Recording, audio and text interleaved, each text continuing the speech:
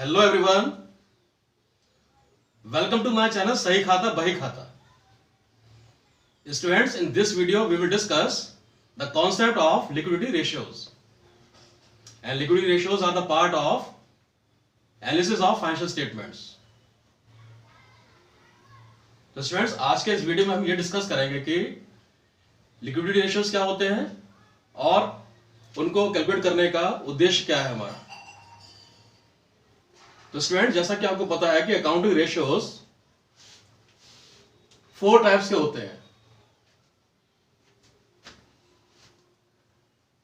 Liquidity ratios, second activity ratios, third profitability ratios और fourth solvency ratios. और आज के इस वीडियो में हम ये डिस्कस करेंगे कि लिक्विडिटी रेशियोज क्यों कैलकुलेट करते हैं, उनका क्या उद्देश्य है और उनमें कौन कौन से रेशियोज आते हैं, उनके फॉर्मूलाज क्या हैं। तो स्टूडेंट्स, लिक्विडिटी रेशियोज जो है वो शॉर्ट टर्म सॉल्वेंसी को चेक करने के लिए, एनालाइज करने के लिए कैलकुलेट करे जाते हैं। और इन रेशियोज में 2 ही रेशियोज आते हैं, करंट रेशियो और लिक्विड रेशियो। और लिक्विड रेशियो के 2 नाम और बन जाते हैं, क्विक रेशियो और एसिड टेस्ट रेशियो। तो स्टूडेंट्स, लिक्विडिटी रेशियो का मतलब है कि हम ये चेक कर रहे हैं, ये एनालाइज कर रहे हैं कि फर्म की शॉर्ट टर्म कैपेसिटी कैसी है लोन को पे करने की, यानी कि फर्म या कंपनी की शॉर्ट टर्म फाइनेंशियल पोजीशन कैसी है, वो अपनी शॉर्ट टर्म लायबिलिटीज को किस तरह से चुका सकती है और उसको चुकाने के बाद उसकी फाइनेंशियल पोजीशन पे क्या असर हो सकता है। तो ये एनालाइज करने के लिए हम लिक्विडिटी रेशियोज को यूज कर सकते हैं and we can take the help of liquidity ratios to analyse the financial position in short term period. It means we have to find out the capacity of the business to repay the short-term loans with the help of current assets. It means liquidity ratios are calculated to analyze the short-term financial position of the business with the help of current assets and current liabilities. It means it is a simple comparison between current assets and current liabilities, and it is indicating the management capacity of the business to maintain a proper balance between current assets and current liabilities. It means we are talking about working capital. यानी कि हम ये analyse करने जा रहे हैं business में liquidity ratios की हेल्प से कि बिजनेस की शॉर्ट टर्म एसेट्स और शॉर्ट टर्म लायबिलिटीज में क्या रेशियो चल रहा है और उसकी कैपेसिटी कैसी है बिजनेस की। स्टूडेंट्स, जैसा कि आपको मैंने बताया, लिक्विडिटी रेशियोज में 2 ही रेशियो आते हैं, करंट रेशियो और लिक्विड रेशियो। तो इसमें हम रेशियो में जो चीजें यूज करेंगे वो फाइनेंशियल स्टेटमेंट से हमें मिल रही है, यानी कंपनी की बैलेंस शीट से मिल रही है या बिजनेस की फर्म से जो अकाउंट्स बनाए गए हैं उनके स्टेटमेंट से हमें इंफॉर्मेशन मिल रही है करंट एसेट के बारे में और करंट लायबिलिटीज के बारे में। तो स्टूडेंट, जनरली जो करंट एसेट्स होती हैं वो हमारी हो सकती है cash, bank balance, debtors, bills receivable जो कि 6 मंथ का लेते हैं हम, और डेटर्स भी 6 मंथ का लेते हैं, short term loan, accrued income, stock और प्रीपेड एक्सपेंसेस। तो जनरली जो करंट एसेट्स होती हैं वो बिजनेस में यही होती हैं, लेकिन इसका मतलब ये नहीं जो यहाँ नोट करी गई वो सिर्फ यही होंगी, इसके अलावा भी और हो सकती है। Depends upon the nature and the size of the business. इसी के साथ हम करंट लायबिलिटी को कंपेयर कर सकते हैं, जो कि हो सकती है bank overdraft, outstanding expenses, bills payable, provision for tax, creditors, proposed dividend, यानी कि कंपनी ने जो शेयर होल्डर्स को डिविडेंड देने का डिक्लेयर किया था, प्रपोज किया था, वो अमाउंट एक तरह की लायबिलिटी बन चुकी है, वो हो सकती है करंट लायबिलिटीज में। शॉर्ट टर्म लोन कंपनी ने लिया है किसी से, तो वो हो सकती है। और अनक्लेम डिविडेंड, जो कंपनी ने डिविडेंड पे करी थी लास्ट ईयर में, उसमें से कुछ अमाउंट लोगों ने क्लेम नहीं करी, तो वो शेयर होल्डर्स के अकाउंट में ट्रांसफर नहीं हुई है अभी, तो इस तरह से करंट लायबिलिटी के रूप में फर्म के या बिजनेस के स्टेटमेंट्स में शो हो रही है। तो कई करंट एसेट्स हो सकती हैं, मैंने बेसिकली जो एग्जाम्पल के रूप में लिए हैं वो ये है, और करंट लायबिलिटी जो लिए हैं वो इस तरह से है। तो स्टूडेंट्स, आपको पता है कि current assets are those assets which can be converted into cash within a time period of 12 months or 1 financial year, whereas current liabilities are those liabilities or financial obligations which are to be paid back by the company or firm within a time period of 1 year, 1 accounting period or 1 financial year. तो इनका जो relation हो रहा है cash में हो रहा है वो 12 मंथ के अंदर। जनरली डेटर्स को और बिल्स रिसीवेबल को हम लेते हैं 6 मंथ के लिए, बाकी सब जो चल रही है वो 1 ईयर में चल रही है। तो ये बेसिक सी अंडरस्टैंडिंग आपको पहले से मालूम होगी, ऐसी मैं उम्मीद करता हूं। और करंट लायबिलिटीज में जो चल रही है वो भी 12 मंथ का टाइम पीरियड है उनमें, क्योंकि उनको 12 मंथ के अंदर पे करना है, यानी कि कैश में उनकी डिलीवरी अमाउंट की करनी है। तो स्टूडेंट्स, जैसा कि मैंने आपको बताया, 2 रेशियो चल रहे हैं इक्विटी रेशियोज में, और जो कि हम यूज कर रहे हैं for analysing short term financial position या फिर short term solvency. Solvency means the capacity of the business to repay the loans and borrowings. तो स्टूडेंट्स, इसमें 2 ही रेशियो आ रहे हैं, करंट रेशियो और लिक्विडिटी रेशियो। लिक्विड रेशियो, तो करंट रेशियो हो गया, दूसरा हो गया लिक्विड रेशियो। और लिक्विड रेशियो के 2 नाम और हैं, चाहे आपसे कहा जाए लिक्विड रेशियो कैलकुलेट करने को, चाहे आपसे कहा जाए क्विक रेशियो कैलकुलेट करने को, चाहे आपसे कहा जाए एसिड टेस्ट रेशियो कैलकुलेट करने को, और तीनों बातें एक ही हैं, सेम है। तो इसमें कंफ्यूज होने की कोई जरूरत नहीं है। लिक्विड रेशियो, क्विक रेशियो और एसिड टेस्ट रेशियो सेम है। और करंट रेशियो का फॉर्मूला बनता है current assets upon current liabilities, यानी कि इन दोनों रेशियोज में हम क्या यूज कर रहे हैं, करंट एसेट यूज कर रहे हैं और करंट लायबिलिटीज यूज कर रहे हैं। और स्टूडेंट्स, करंट रेशियो का जो आइडियल रेशियो है, यानी कि बेंचमार्क है, स्टैंडर्ड है कंपैरिजन के लिए, वो है 2:1। आइडियल करंट रेशियो मैंने शॉर्ट में लिखा है CR, आप भी लिख सकते हो आगे। तो CR is equal to 2:1, यानी current ratio is equal to 2:1 is considered as ideal ratio for comparison। इसी तरह से लिक्विड रेशियो जो है उसका फॉर्मूला बनता है liquid assets upon current liabilities. और लिक्विड एसेट्स का मतलब है कि हम जो करंट एसेट लिखी थी या जो कैलकुलेट करी थी, उसमें से हम हटा देंगे स्टॉक को और प्रीपेड एक्सपेंसेस को। तो 2 चीजें हमारी हटाने के बाद क्या बनती है, लिक्विड एसेट बनती है। तो स्टूडेंट्स, पहले हम समझते हैं करंट रेशियो को, और मैंने एग्जांपल लिया है कुछ एसेट्स का, कुछ लायबिलिटीज का, बहुत सिंपल तरीके से आपको समझाने के लिए। और बहुत अमाउंट मैंने डिसेंडिंग ऑर्डर में लिखी हुई है, जो एग्जांपल गिवन है करंट एसेट्स इस केस में। जैसे कैश, सपोज करिए इस बिजनेस का में जो है स्टेटमेंट जो प्रोवाइड करे गए हैं, बैलेंस शीट गिवन है या जो इंफॉर्मेशन गिवन है, उसमें cash 10,000, bank balance 9,000, debtors 8,000, bills receivable 7,000, short term loan 6,000, accrued income, यानी कि जो हमने कोई वर्क कर दिया है फर्म ने, लेकिन उसकी अमाउंट एज इनकम रिसीव नहीं हुई है, तो ये है 5,000। स्टॉक आप जानते ही हैं, stock, material, raw material, work in progress, stores, ये सब है 4,000। और प्रीपेड एक्सपेंस है जो हमने एडवांस पे कर दिया है किसी एक्सपेंस के लिए, जैसे कि एडवांस रेंट पे कर दिया या एडवांस कमीशन, प्रीपेड कमीशन, ये सब चीजें क्या है प्रीपेड एक्सपेंसेस में, इनकी 3,000 चल रही है। और इनका टोटल होता है 52,000। इन सबको जोड़ देंगे तो क्या बनेगा, करंट एसेट्स बनेगा, क्योंकि इन सब के बदले में हम ये एज्यूम कर रहे हैं कि इनको कन्वर्ट कर सकते हैं हम 1 ईयर के टाइम पीरियड में कैश में। कैश तो ऑलरेडी कैश है, बैंक बैलेंस में हम जाएंगे और विड्रॉ कर सकते हैं।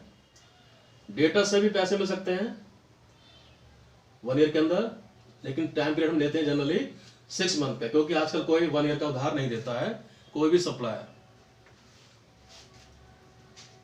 बिल्स रिसीवेबल में पढ़ा हुआ है हमने कि ये अमाउंट रिसीवेबल होती है डेटर्स से, जिनके बदले में कोई डॉक्यूमेंट मिला होता है, कोई नेगोशिएबल इंस्ट्रूमेंट मिलता है। वो कितने हैं? 7000 है इस क्वेश्चन में। इससे पैसे मिल सकते हैं। हम डिस्काउंट भी करा सकते हैं बैंक से, आपको पता है। शॉर्ट टर्म लोन हम कवर कर सकते हैं अगर उनको कोई रिबेट दे दें या कोई डिस्काउंट दे दें इस तरह की पार्टी को, पर्सन को। एक्टिव इनकम हम मांग सकते हैं उनसे जिनका हमने वर्क करा हुआ है ऑलरेडी। तो इन सब चीजों को हमने जोड़ दिया तो क्या बना? लिक्विड एसेट बना। स्टॉक और पीपल को हम छोड़ देंगे तो ये क्या बनेगी? अमाउंट लिक्विड एसेट बनेगी। सबको जोड़ देंगे तो क्या बनेगी? करंट एसेट बनेगी। यानी कि हम दो चीजों को छोड़ दें, स्टॉक और प्रीपेड को सिर्फ यहां तक जोड़ें तो ये बनेगी लिक्विड एसेट्स, और इनको भी जोड़ दें यानी कि सभी को जोड़ दें तो ये बनेगी 52,000। लिक्विड का मतलब है कि जो बहुत जल्दी इंस्टेंटली कवर हो जाए कैश में। कैश हमें तुरंत मिल सकती है, बैंक से पैसे तुरंत मिल सकते हैं, डेटर से पैसे कलेक्ट हो सकते हैं, डिस्काउंट देते हैं, बिल को भी हम डिस्काउंट करा सकते हैं, शॉर्ट टर्म लोन भी हम रिकवर कर सकते हैं, एक्टिव इनकम हम मांग सकते हैं। लेकिन स्टॉक जनरली तुरंत नहीं बिक सकता है, कभी कभी प्रॉब्लम हो सकती है, इसलिए हम इसको यूज नहीं कर रहे हैं लिक्विड एसेट में। तो करंट एसेट जो है सभी का टोटल है, और दो चीज हमने हटा दी क्योंकि प्रीपेड एक्सपेंसेस भी हम दे चुके हैं ऑलरेडी, तो उससे कोई रिकवरी होने वाली नहीं है। तो सबको जोड़ेंगे तो बनेगी करंट एसेट, और उसको और लिक्विड कर देंगे और ज्यादा इंस्टेंट कर देंगे और ज्यादा प्रॉम्प्ट कर देंगे हम, तो क्या बन जाएगा? लिक्विड एसेट बन जाएगा, क्योंकि दो चीज हम हटा देंगे क्योंकि ये कैश में कन्वर्ट नहीं हो रहे हैं इंस्टेंटली। लायबिलिटीज हमारी सारी रहेगी और ये इंफॉर्मेशन यूज होगी दोनों ही रेशियो में।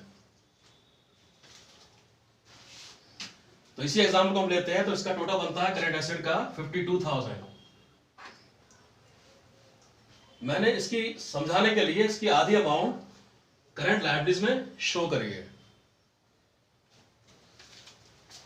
जिससे कि कैलकुलेशन इजी रहे।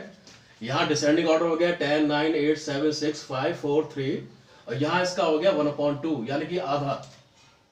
सिर्फ समझने के उद्देश्य से मैंने इसको यूज करा है, इस बात को आप ध्यान रखिए। तो 5,000, 4,500 बैंक ओवरड्राफ्ट इनका है 5,000, outstanding expenses 4,500, bills payable 4,000, provision for tax 3,500, creditors 3,000, proposed dividend 2,500, short term loan 2,000 and unclaimed dividend 1,500। तो इनकी जो इन्फॉर्मेशन है गिवन स्टेटमेंट्स में, उसके हिसाब से इनकी करंट एसेट्स बन रही है 52,000 इस एग्जांपल में, और करंट लायबिलिटीज बन रही है 26,000 में। अब इसको यूज करेंगे इन दो रेशियोज में जो कि लिक्विडिटी रेशियोज में आते हैं, which are to be calculated for analysing short term solvency और short term management of working capital.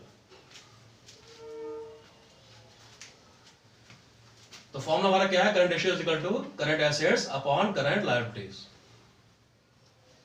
इस एग्जांपल में करंट एसेट्स है 52,000 और करंट लायबिलिटीज गिवन है 26,000, यानी कि इनका जो रेशियो बन रहा है 2:1 बन रहा है, which is just equal to the ideal ratio. यानी कि इनका जो करंट एसेट और करंट लायबिलिटीज का रेशियो चल रहा है वो आइडियल के बिल्कुल एग्जैक्ट चल रहा है। यानी कि करंट एसेट जो हमारी है वो करंट लायबिलिटी का डबल होनी चाहिए आइडियली। तो ये इनका बिल्कुल सही चल रहा है इस फर्म का। हम ये कमेंट लिख सकते हैं कि this firm is maintaining ideal ratio of current liabilities and current assets.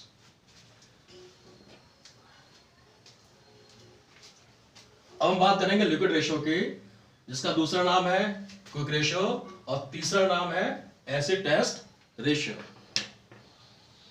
और फॉर्मूला बनता है liquid assets upon current liabilities.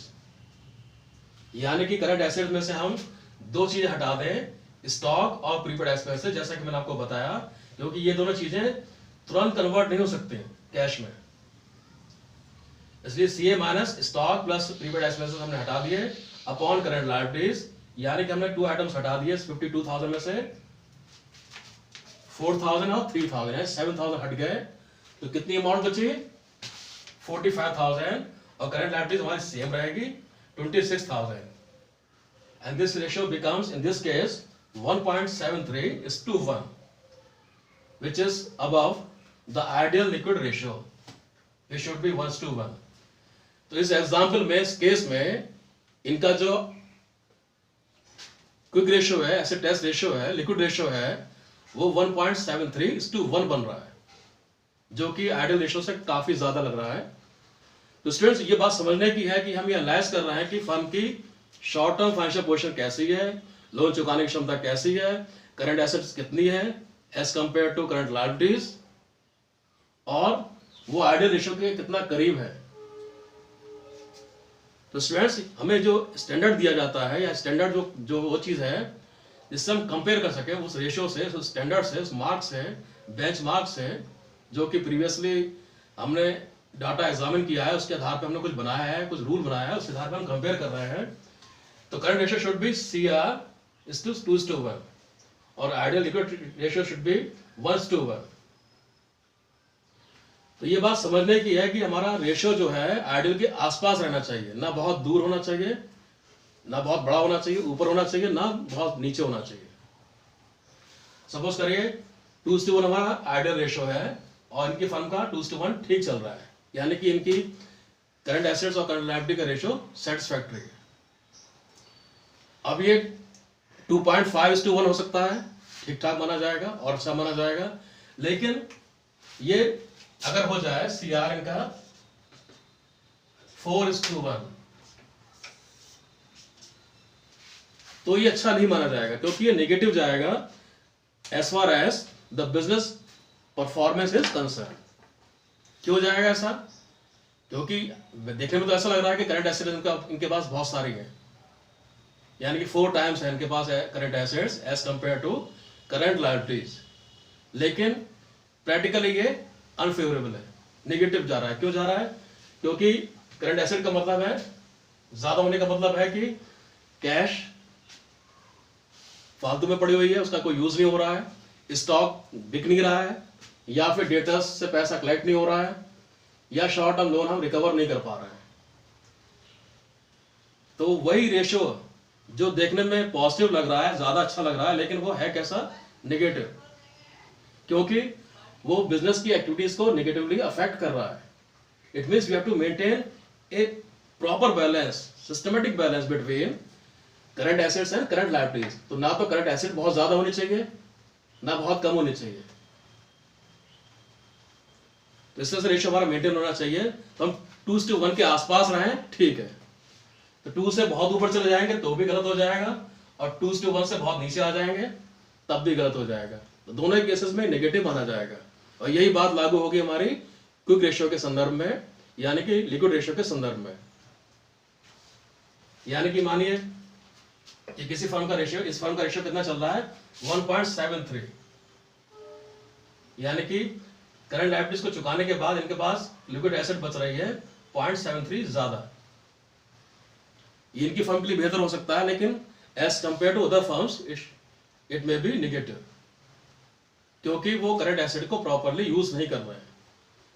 तो हमें आसपास रहना है आइडियल रेशियो के, तो हम सेटिस्फैक्टरी माने जाएंगे, एवरेज माने जाएंगे। एवरेज मींस ठीक काम करते हुए माने जाएंगे, और उससे नीचे चले जाते नेगेटिव में जाएगा, और बहुत ऊपर चले जाएंगे तो भी नेगेटिव माना जाएगा। Negative in the sense of performance of the business, क्योंकि हम करंट एसेट का यूटिलाइजेशन सही से नहीं कर रहे होंगे। जैसे कि मैंने आपको बताया, अगर रेशियो आइडियल रेशियो ऊपर चले जाएंगे करंट रेशियो में, तो इसका मतलब होगा कि हम कैश को ठीक से यूज नहीं कर पा रहे हैं, बैंक में फालतू में अमाउंट पड़ी हुई है जो कि एक्टिविटीज में लगनी चाहिए बिजनेस की, क्योंकि हमने बिजनेस करा है ना।